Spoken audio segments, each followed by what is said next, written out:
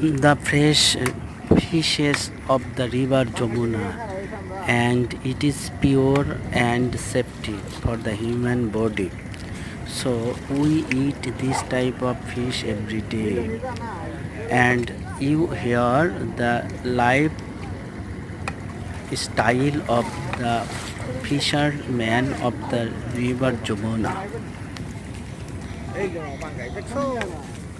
You can see. হ্যাঁ তাহলে knock করে থাকা তাহলে আমি বানি দিলা শেষ